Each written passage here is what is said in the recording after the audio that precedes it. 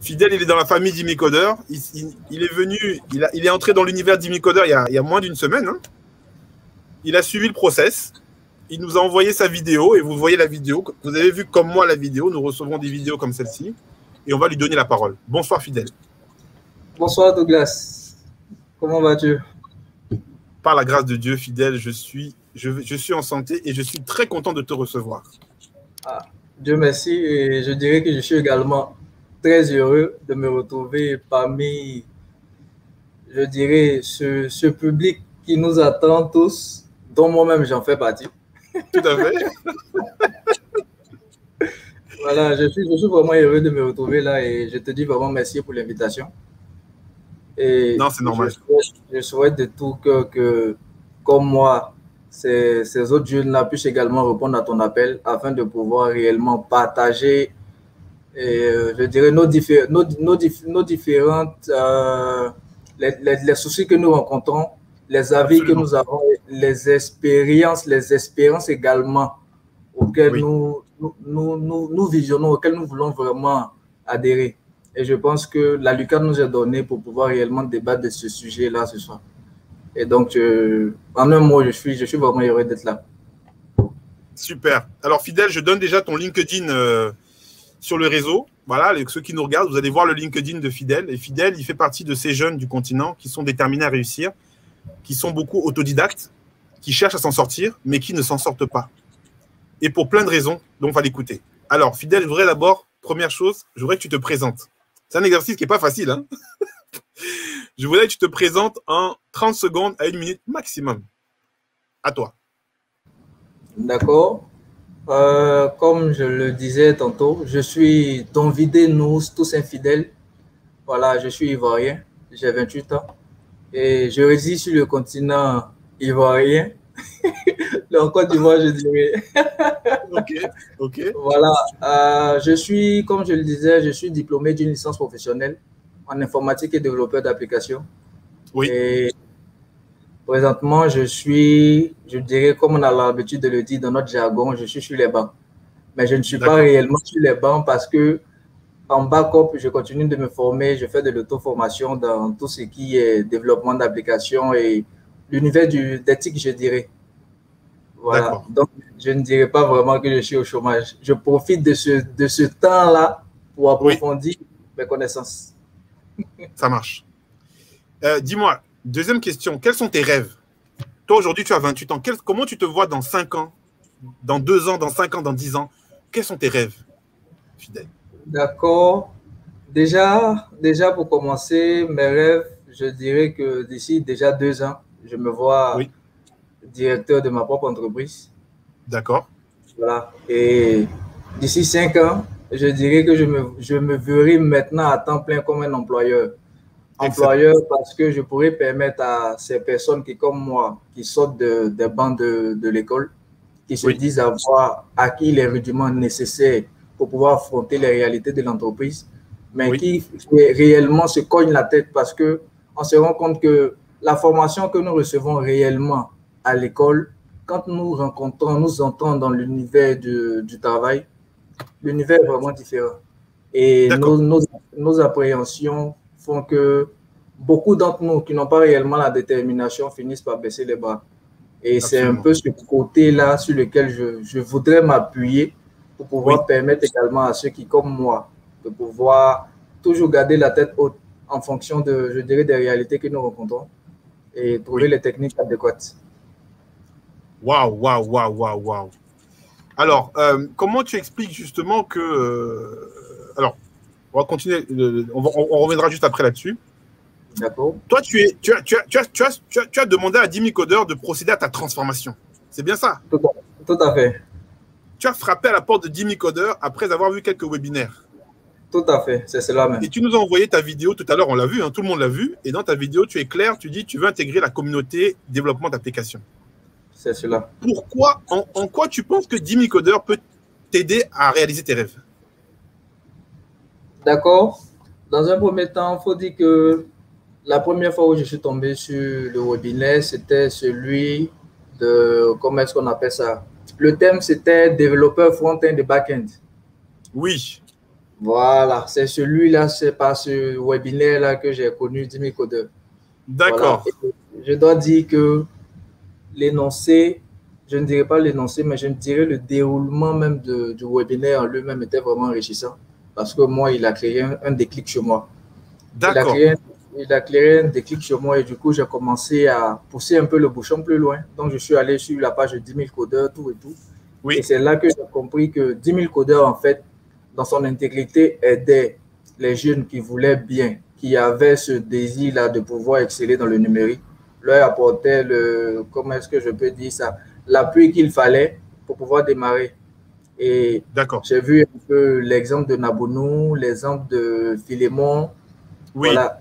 Et quand j'ai observé tout ça, je me dis, ben bon, j'ai certainement frappé à la bonne botte, donc pourquoi ne Oui. pas aller au bout? C'est comme ça que je dirais que j'ai poursuivi mon désir d'intégration à 10 000 codeurs. Oui. Et je dirais qu'au vu de ces différents témoignages, je comprends déjà que 10 000 codeurs, en fait, est la porte idéale à laquelle je frappé. Je sais que par le biais de 10 000 codeurs, je pourrais atteindre les objectifs, surtout techniques. Super. Super. Alors, effectivement, tu es dans ton processus de transformation. Si on regarde un petit peu notre process de transformation, tu es donc passé par la case sensibilisation à gauche, d'accord? Tu as vu les webinaires et là, tu as fait une demande d'accompagnement. Et nous t'avons créé en fait un compte. Hein. Aujourd'hui, tu as ton compte dans la workplace, d'accord? Et puis, tu as fait aussi l'étape d'envoi de ta vidéo, d'accord? Et ta vidéo a été validée. Ta vidéo a été validée parce qu'on a senti que tu as un potentiel et que tu es déterminé, tu es focus. Donc, nous, en fait, on te propose en fait un encadrement, d'accord? Donc, aujourd'hui, ta vidéo a été validée. Maintenant, qu'est-ce qui va se passer? Il y a l'orientation, d'accord? Il va falloir que tu as demandé à être dans la communauté développement d'applications. Donc, on va t'intégrer dans la communauté de développement d'applications et on va mettre autour de toi des personnes que tu as appréciées. Parce que tu m'as dit que tu as apprécié Hervé. Hervé Numbi, c'est ça, hein? Tu as apprécié Hervé Numbi, qui est un expert architecte logiciel. Il est chez Canal+, hein? Il est même chez Canal+.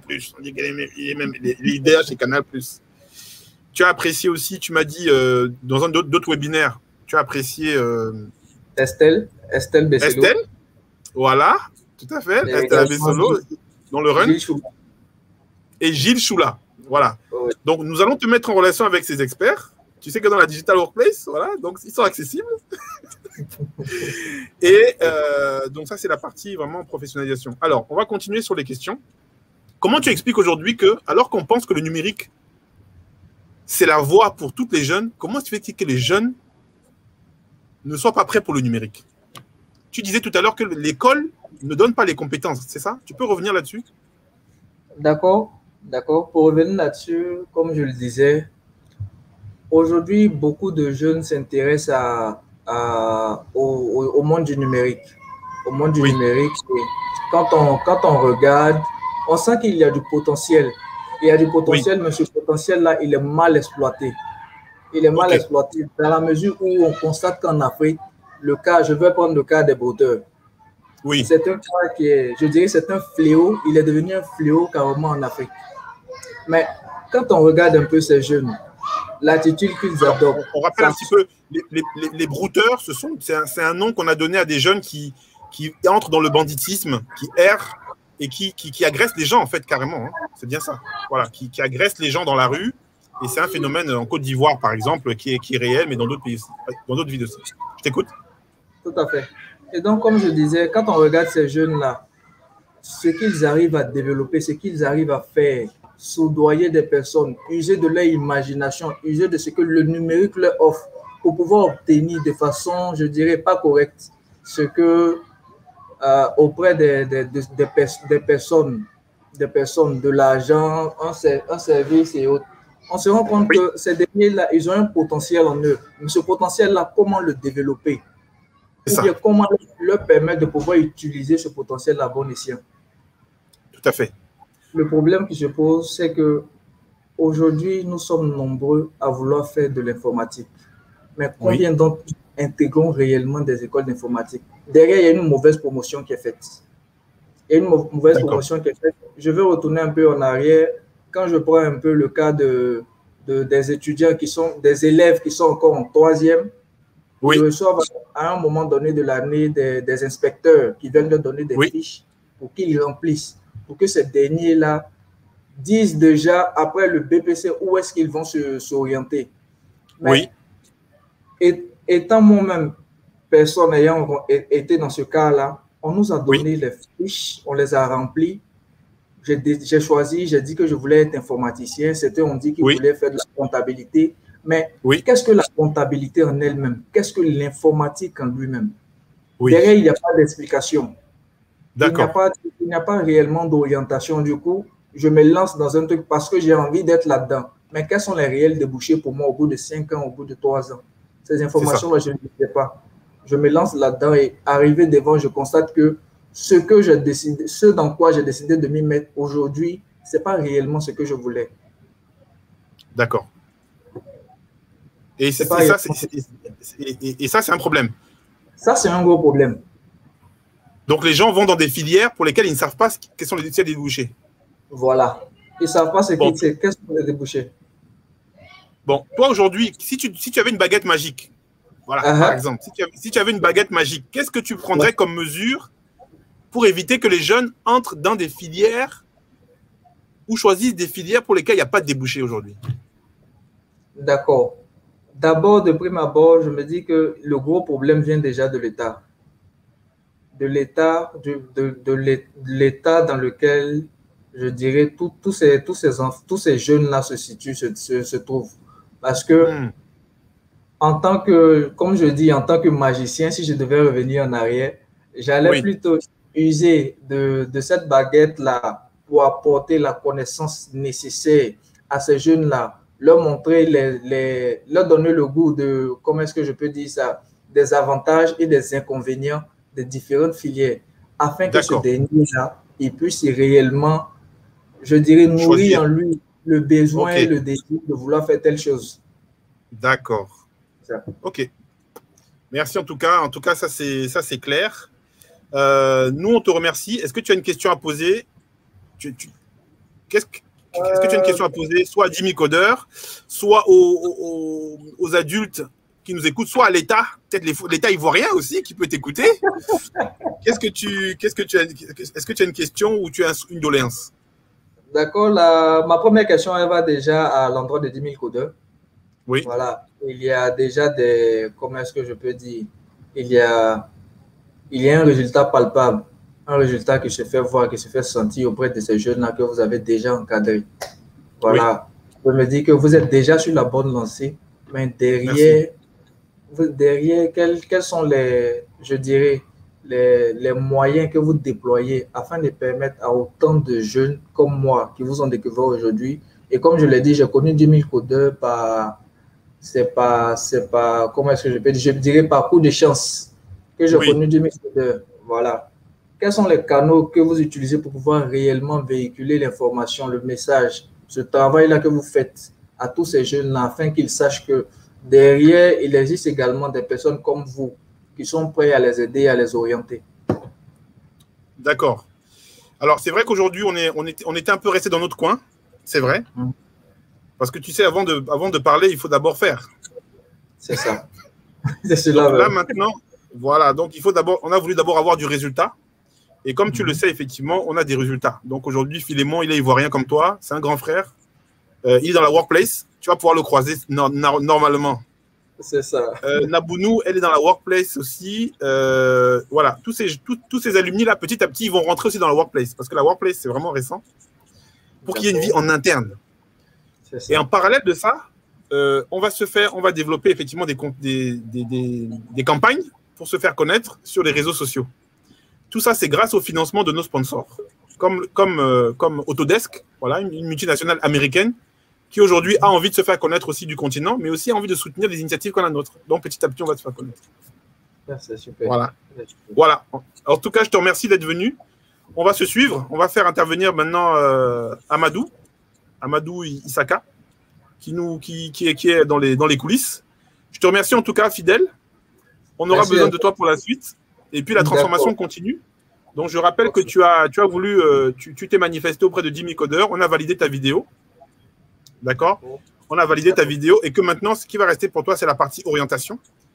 Donc, on va en fait te faire découvrir plusieurs métiers. On va te faire voir plusieurs webinaires dans la workplace. Tu vas suivre un parcours. D'accord. Et au bout de ce parcours-là, tu vas faire une vidéo maintenant de 5 minutes. D'accord. Parce que là, tu as fait une vidéo de 30 secondes. Tout à fait. Et tu nous as dit que tu veux faire développeur, mais ce n'est pas encore sûr. Parce que vous, les jeunes, là, des fois, on ne sait pas trop. Donc, on va te faire voir plusieurs métiers, plusieurs. Tu vas lire. Tu vas aussi voir plusieurs vidéos de développement personnel. Qu'est-ce que c'est qu'une entreprise? Qu'est-ce que l'entreprise attend? Qui es-tu toi? Quels sont tes objectifs? Mais je vois que tu as déjà beaucoup avancé, donc tu vas aller vite. Et puis après ça, tu nous feras une vidéo de 5 minutes pour nous dire que non, vraiment, c'est ça que je veux. Et c'est là maintenant qu'on va te faire entrer dans la communauté développement. Et puis ensuite, tu vas, si tu regardes un peu le process, d'accord, on va te demander de cotiser. Voilà, on va te demander de contribuer aussi, puisque c'est un peu ça, hein, tu parlais de moyens, comment est-ce qu'on fait?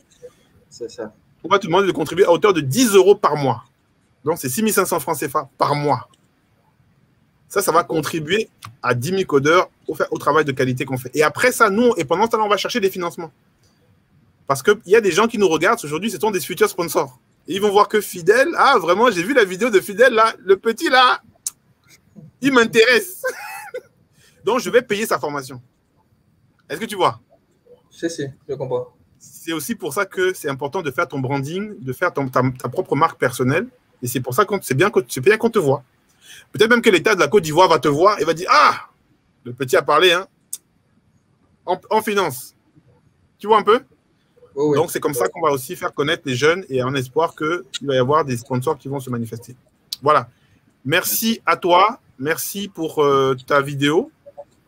Et je te donne rendez-vous dans la workplace ou bien peut-être on va t'inviter à d'autres webinaires. D'accord. Pour que tu continues à nous édifier. D'accord? Ok, c'est compris. Merci à toi. Porte-toi bien. Bye bye. Alors, vous voyez, hein, c'était Fidèle Donvid qui a sollicité l'accompagnement de 10 000 codeurs et qui vraiment, vous l'avez vu, on voit qu'il est capable. Il est capable, comme beaucoup de jeunes, mais il n'est pas visible. Donc là, on le rend visible.